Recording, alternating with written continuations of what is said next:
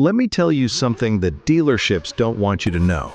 There are 5 German sedans sitting on the used market right now, cars that originally cost between $60,000 and $120,000 that you can buy today for less than 15 grand, some for less than 10, and most people walk right past them because they've heard the horror stories, because they think German reliability is a punchline, because they don't know what insiders know. Those people are leaving money on the table, and today we're going to fix that. I'm going to break down 5 German sedans that are criminally undervalued right now, what they're worth, what they're selling for, the exact year you want to buy, and the exact things you need to avoid. This is the Insider's Guide to German Car Arbitrage. Let's get into it. Number 1. BMW 5 Series F10, the sleeper that beats cars twice its price. Current market price $6,000 to $14,000. Real value, if maintained, $25,000 to $35,000 of driving experience. The F10 BMW 5 Series ran from 2010 to 2016, and it is one of the most criminally slept-on luxury sedans ever produced. At its peak, this car stickered at $55,000 to $75,000 depending on trim. Today, you can find a clean one for $8 grand. $8,000 for a BMW 5 Series with a twin-turbo inline-6, adaptive suspension, and a back seat that makes business class feel like an insult. Why is it cheap? 3 letters: N55 engine reputation, cooling system anxiety, and the general fear that haunts any German car past 80,000 miles. People hear BMW and they imagine a money pit. And sure, if you buy blindly, ignore maintenance history, and refuse to do your homework, it will be a money pit. But if you know what you're doing, this thing is a gold mine. Here's what you need to know. The N55 engine in the 528i is your friend. It's robust, it's relatively straightforward to work on, and it doesn't have the rod-bearing anxiety of the older N54. The 535 with the twin-scroll setup is faster and still very livable. The 550i with the V8 is incredible, but that's a more expensive car to maintain, and unless you're emotionally prepared for it, stick with the 6. The best year to buy? 2013 or 2014. By then, BMW had sorted most of the early production quirks. The 2013 535i in particular hits the sweet spot, old enough to be depreciated into the ground, young enough that major components haven't given up yet. What to avoid? Any F10 without a full service history. Walk away, no exceptions. Check the cooling system. The water pump and thermostat on these are plastic and they fail. Budget $1,500 for a cooling system refresh if it hasn't been done. Check for oil leaks from the valve cover and oil filter housing gasket. Common, cheap to fix if caught early, expensive if ignored. And stay away from the early 2011 models if you can. First year of a generation always has the most gremlins. The bottom line, you are buying a car that drives like it costs $60,000 for the price of a used Honda Civic. That is not a mistake. That is a strategy. Number 2. Mercedes E-Class W212, the quiet assassin. Current market price $7,000 to $16,000. Real value, you're driving a Mercedes S-Class from 10 years ago, full stop. The W212 E-Class ran from 2010 to 2016, and this is the car Mercedes built to prove that it still knew how to make a proper luxury sedan. Interior quality on these is exceptional. We're talking soft closed doors, genuine wood trim, seats that you could live in, and a ride quality that makes you question why anyone buys anything else. Why is it cheap?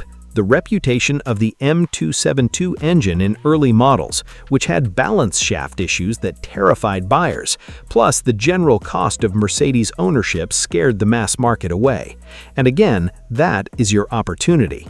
Here's the thing about the W212 that most people don't know.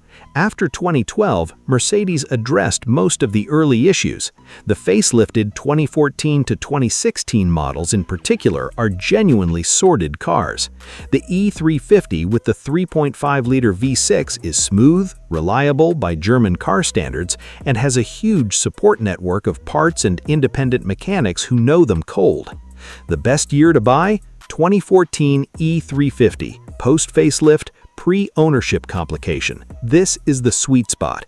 You get the updated interior, the updated electronics, and a powertrain that has been proven over millions of miles.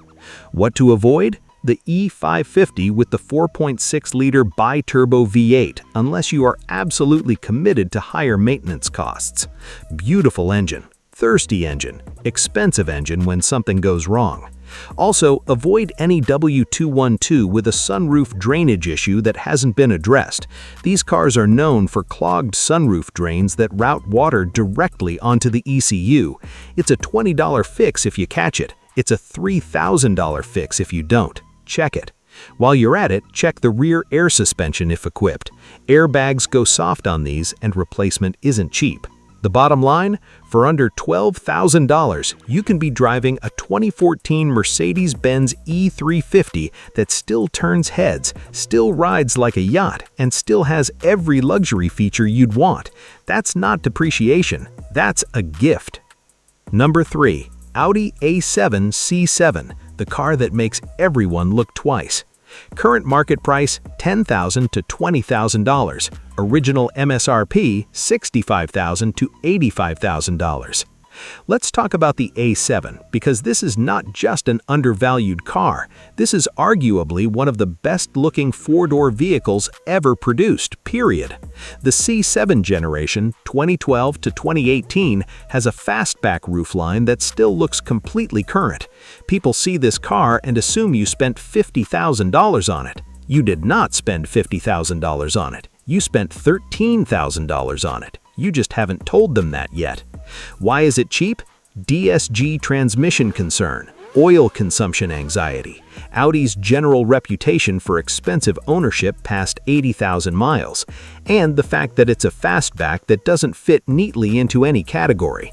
It's not quite a sedan, not quite a coupe, which confused enough buyers to keep resale values lower than they should be. Here's what you need to know. The 3.0T supercharged V6 in the A7 is one of the smoothest, most characterful engines in the segment.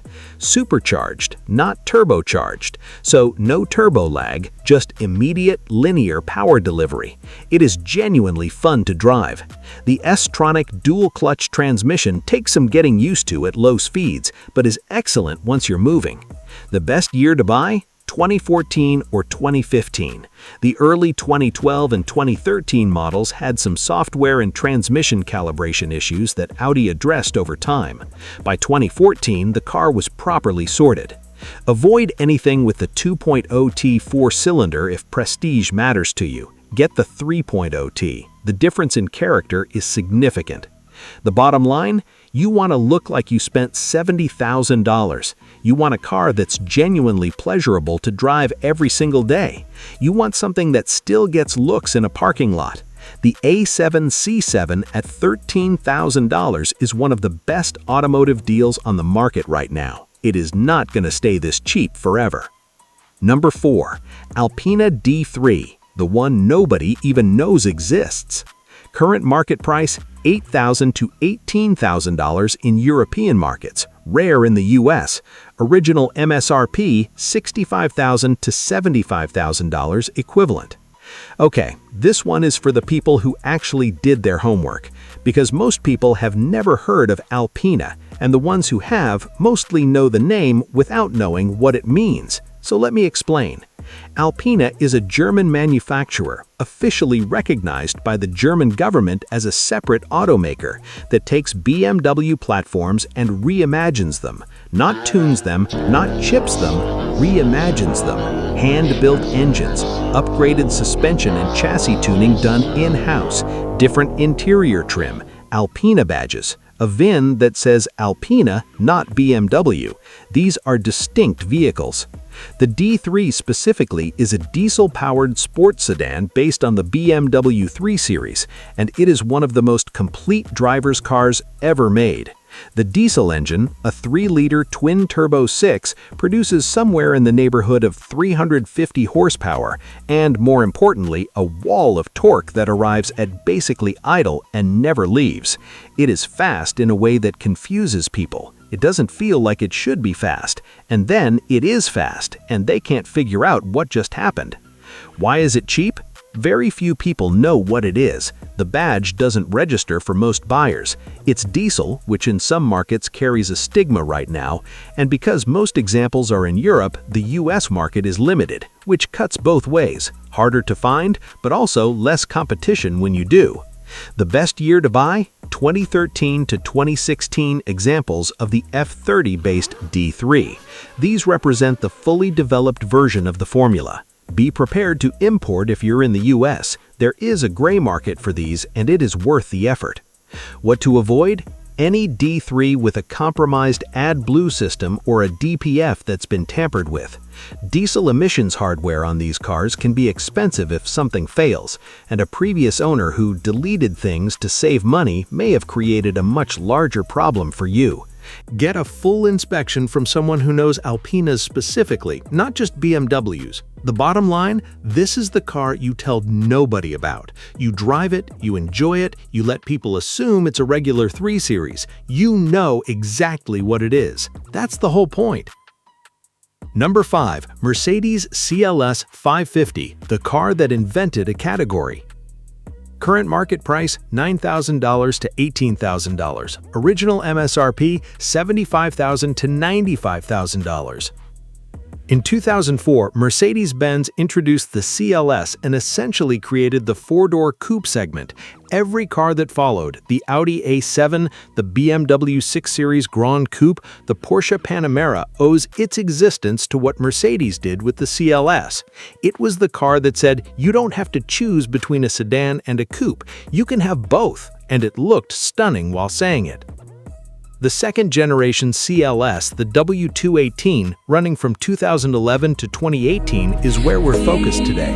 Specifically, the CLS 550 with the 4.6-liter twin-turbo V8. This engine produces 402 horsepower, makes an excellent sound, and moves the car in a way that is complete. Usual Mercedes ownership anxiety, and the fact that the CLS is a style over practicality purchase, depreciation has been steep. Your gain. The best year to buy? 2014 or 2015 CLS 550, post-facelift, which brought updated lighting, a revised interior, and tweaks to the twin-turbo V8. The 7-speed 7G Tronic on these is smooth and well-proven.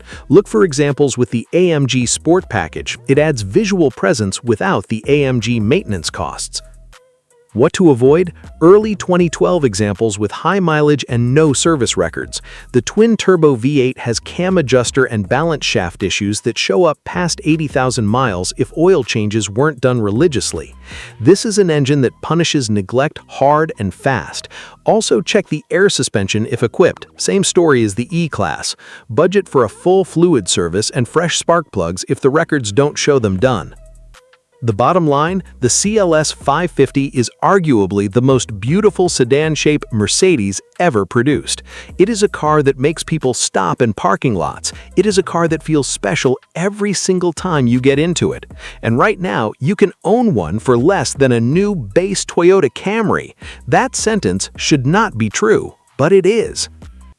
Here's what all 5 of these cars have in common. They were expensive when new, they depreciated because of reputation, complexity, or market perception, and they are now at or very near the floor of their depreciation curve, which means the window to get them cheap is closing. German luxury cars at this price point require one thing from you: diligence. Buy with a pre-purchase inspection from a specialist. Check the service history religiously. Budget $1,500 to $2,500 for a refresh when you buy. Fluids, filters, wear items, anything that's due. Do that, and you are driving a $70,000 car for the cost of a $10,000 car. Ignore that, and yes, you will have a bad time. The people who tell you German cars are money pits bought without inspection, bought without service history, bought the wrong year, bought the wrong engine. You now know better. These are the 5. Go get one before everyone else figures it out. If this saved you from making a bad buy or helped you make a great one, hit the like button. It takes 1 second and it means everything for the channel. Subscribe if you want more of this, because we cover undervalued cars every week and we are just getting started. Drop a comment below. Which one are you going to buy? Or if you already own one of these, tell us your experience. The good, the bad, the repair bill you didn't see coming. We read every single comment. And share this with someone who's about to spend $30,000 on a new car when they could spend $12,000 on something that drives better, looks better, and turns more heads. Do them a favor. Send the link. We'll see you in the next one.